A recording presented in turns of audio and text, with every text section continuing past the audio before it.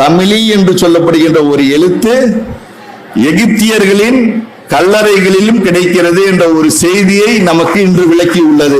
சிகை என்பது சமஸ்கிருத வார்த்தையாக இருப்பதற்காக எந்த ஒரு நிகழ்வும் இருக்கிறதா என்று எனக்கு தெரியவில்லை.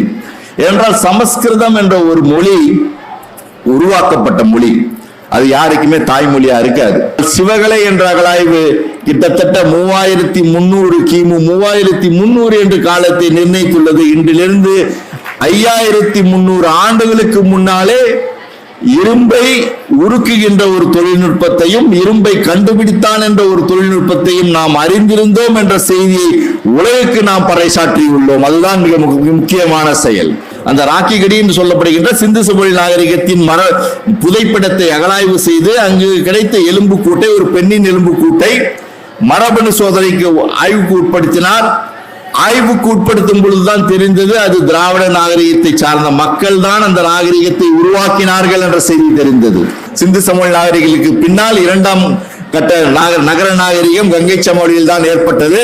அந்த கருத்தாக்கத்தை மாற்றிய இடம் கீழடி என்று சொல்லுவேன். ஏன்னா நம்மகிட்ட அருமையான இலக்கியங்கள் இருக்கின்றன, ஆனால் அந்த இலக்கியத்தை யாரும் நம்புவதற்கு தயாராக இல்லை. நம்முடைய சங்க இலக்கியத்தை யாரும் நம்புவதற்கு தயாராக இல்லை. எங்களுடைய குழு கேள்வி கேட்டது, அந்த புதைப்பிடத்தையும் அந்த புதைப்பு முறையும் ஏற்படுத்திய மக்கள் நிச்சயமாக இந்த பகுதியில் வாழ்ந்திருக்க வேண்டும், அவர்கள் வாழ்ந்த வாழ்விடத்தை நாம் தேட வேண்டும் என்ற ஒரு குறிக்கோளில் நாங்கள் தேடினோம். அதன் விளைவாக கண்டுபிடிக்கப்பட்டதான் கீழடி போன்ற ஒரு வாழ்விட பகுதி. புனைவுகள் என்றுமே வரலாறு ஆகாது. அகத்தியர் எதையுமே சொல்லிக் கொடுக்கலைங்க. இங்க இருக்க மக்கள் தாங்க எல்லாமே கண்டுபிடிச்சிருக்காங்க.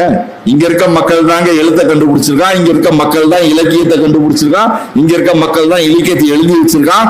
அதுவும் குறிப்பாக பல நூற்றாண்டுகளின் மீள் நினைவுகள் எல்லாத்தையும் நம்ம எழுதி பதிஞ்சு வச்சிருக்கோம். ஒரு வரலாற்று ஆவணமாக சங்க இலக்கியங்கள் திகழ்ந்து கொண்டிருப்பதுதான் மிக சிறப்பான ஒரு செய்தி.